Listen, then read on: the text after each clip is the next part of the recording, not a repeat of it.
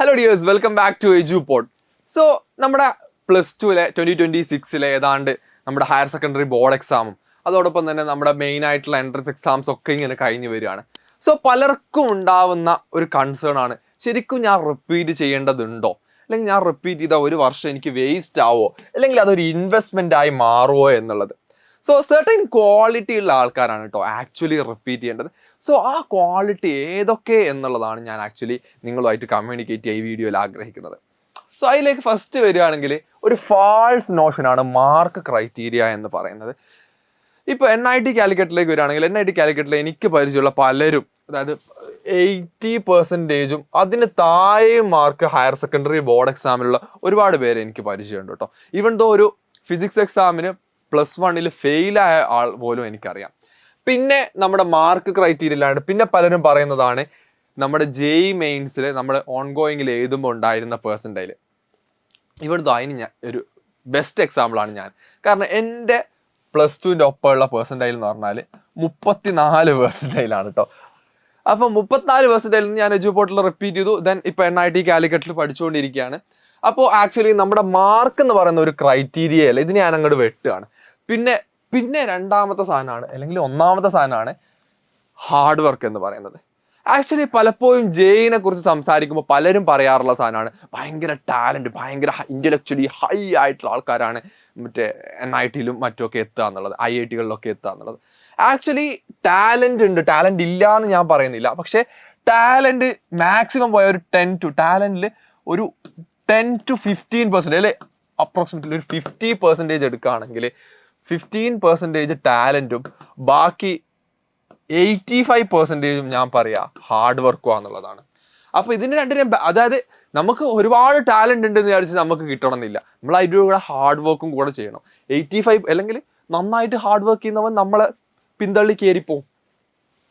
അപ്പോൾ ആ hard work, അതായത് ഒരുപാട് മണിക്കൂറുകൾ പഠിക്കുക, അതായത് 15-16 മണിക്കൂർ പഠിക്കുക എന്ന് പറഞ്ഞാൽ ആക്ച്വലി നല്ല പെയിൻഫുൾ ആയിട്ടുള്ള കാര്യമാണ്. പക്ഷേ അത്രയും ഹാർഡ് വർക്ക് ചെയ്യാനും മറ്റുമൊക്കെ നിങ്ങൾക്ക് താല്പര്യം ഉണ്ടായിരിക്കണം നിങ്ങൾ റിപ്പീറ്റ് ചെയ്യുന്നതിന് മുമ്പ്. പിന്നെ കൺസിസ്റ്റൻസി എന്ന് പറയുമ്പോൾ ഇതിലെ കീ ആയിട്ടുള്ള സാധനമാണ് കൺസിസ്റ്റൻസി എന്ന് പറയുന്നത്. അതായത് നമ്മൾ ഏതാണ്ട് ഓടാൻ പോകുന്ന ഒരു മാരത്തോൺ റണ്ണാണ്. അതായത് ഡേ ഫസ്റ്റ് മുതൽ ദി ഫൈനൽ ഡേ വരെ ഒരേപോലെ പഠിക്കാൻ നമുക്ക് പറ്റണം. അതായത് ഞാൻ ഇപ്പോൾ ഒരു 10 ദിവസം, ഞാൻ പലരെയും കണ്ടിട്ടുണ്ട്, ഫസ്റ്റ് വരുന്ന 10 ദിവസം 16 മണിക്കൂറുകൾ 1 മിനിറ്റ് പോലും കളയാതെ പഠിക്കും. പിന്നെ അവിടെ ഓരോ ഉഴപ്പ് തുടങ്ങും. അവർ ആക്ച്വലി ഫൈനലി റിസൾട്ടിലേക്ക് എത്താറില്ല. പക്ഷേ നമ്മൾ നോക്കേണ്ട കാര്യം എന്ന് വെച്ചാൽ ഡേ 1 മുതൽ ഒരു കൺസിസ്റ്റൻ്റ് ആയിട്ടുള്ള എഫേർട്ട് ഇട്ട ഒരാൾ റിസൾട്ടിൽ എത്താതെ പോയിട്ടുമില്ല. അപ്പോൾ അതിനൊക്കെ നമുക്ക് പറയാൻ പറ്റും കൺസിസ്റ്റൻസി എന്ന് പറയുന്നത് ഒരു കീ ഫാക്ടറാണ്. അതായത് ഡെയിലി ഇപ്പോൾ ചിലപ്പോൾ നമ്മളിപ്പോൾ ചില ദിവസങ്ങളിൽ 16 മണിക്കൂർ പഠിച്ചു, ചില ദിവസം 15 ആയിരിക്കും, ചിലപ്പോൾ 14 ആവും. അല്ലാതെ ആ ഒരു നമ്മുടെ ഒരു ഓൺ ആൻഡ് ആവറേജ് എടുത്താൽ നമുക്കൊരു സ്റ്റഡി കർവായിട്ട് അതിനെ കിട്ടണം. പിന്നെ നാലാമത്തെ സാധനമാണ് ഗ്രോത്ത് മൈൻഡ് സെറ്റ്. ഞാൻ ഇവിടെ ഗ്രോത്ത് മൈൻഡ് സെറ്റ് ഉൾപ്പെടുത്തിയപ്പോൾ പലർക്കും തോന്നിയില്ല റിപ്പീറ്റർക്ക് എന്ത് ഗ്രോത്ത് മൈൻഡ് സെറ്റ് ആണ് വേണ്ടത് എന്നുള്ളത്. ആക്ച്വലി ഇപ്പം ഞാൻ തന്നെ പറയാം, അതായത് പല എക്സാംസുകളും നമുക്ക് അധികം ഒരുപാട് ഇപ്പോൾ ഇനീഷ്യൽ സ്റ്റേജിലേക്ക് വരികയാണെങ്കിൽ വെറും Kerala higher secondary board exam മാത്രം പഠിച്ചൊരു സ്റ്റുഡൻ്റ് ആണെങ്കിൽ, ഇപ്പോൾ എൻ്റെ ഒക്കെ കേസിലേക്ക് വരികയാണ്, ഫസ്റ്റ് ഇനീഷ്യലി ഭയങ്കര ടഫായിരുന്നു, ഒന്നും മനസ്സിലാവുന്നില്ല, അല്ലെങ്കിൽ ഒരു മൊത്തത്തിലൊരു നമുക്ക് പറ്റുമോ ഇല്ലയോ എന്നുള്ളൊരു തോട്ട് വരുന്ന ഒരു സമയമാണ്. അപ്പം നമ്മൾ മെയിൻലി നമ്മൾ ആ നിർത്തിപ്പോവാതെ മാക്സിമം എഫേർട്ട് ഇടാനും, അതോടൊപ്പം തന്നെ നമ്മളിപ്പോൾ ചിലപ്പോൾ ഫസ്റ്റ് ഇനീഷ്യൽ സ്റ്റേജിലേക്ക് വരികയാണെങ്കിൽ ഞാൻ പറയാം, എൻ്റെ ഫസ്റ്റ് എക്സാംസിൽ നമ്മൾ ഏതാണ്ട് ഒരു 60-65ഓളം സ്റ്റുഡൻസ് എഴുതിയ എക്സാമിൽ ഞാൻ 34-35 സ്ഥാനക്കാരനായിരുന്നു. അപ്പോൾ ഞാനിത് എന്നെ കൊണ്ട് പറ്റൂല എന്ന് വിചാരിക്കുകയല്ല ചെയ്തത്. ആക്ച്വലി ഡേ ബൈ ഡേ ഞാൻ എന്തായാലും എഫേർട്ട് ഇടുന്നുണ്ട്. സോ അതിൻ്റെ റിസൾട്ട് ഉണ്ടാവോ ഉണ്ടാവാതിരിക്കോ എന്താണെന്ന് വെച്ചാൽ ആവട്ടെ, ഞാൻ എന്തായാലും എന്നെ കൊണ്ട് ചെയ്യാൻ പറ്റുന്നത് പഠിത്തം മാത്രമാണ്. സോ അങ്ങനെ ഞാൻ പഠിക്കാൻ തയ്യാറാവുക എന്നുള്ളതാട്ടോ ഞാൻ ഈ ഒരു ഗ്രോത്ത് മൈൻഡ് സെറ്റ് കൊണ്ട് ഉദ്ദേശിച്ചത്.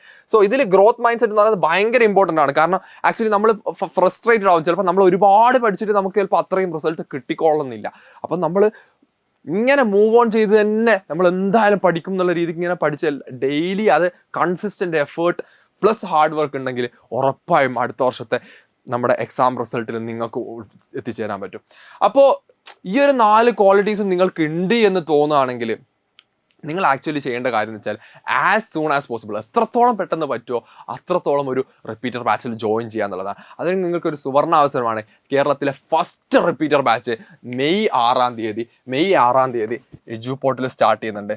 സോ മെയ് 6 എജുപോർട്ടിൽ സ്റ്റാർട്ട് ചെയ്യുന്നുണ്ട്. സോ നിങ്ങൾക്ക് അതിന് ഇൻട്രസ്റ്റഡ് ആണെങ്കിൽ ഞാൻ ഫസ്റ്റ് കമൻറ്റിൽ പിൻ ചെയ്യാം ഗൂഗിൾ ഫോം. സോ അതെടുത്ത് ഫില്ല് ചെയ്യുമോ. അപ്പോൾ അടുത്ത വർഷം അടിപൊളിയായിട്ടുള്ള റിസൾട്ടിലേക്ക് നിങ്ങളും എത്തട്ടെ എന്ന് ആശംസിച്ചുകൊണ്ട് ബൈ.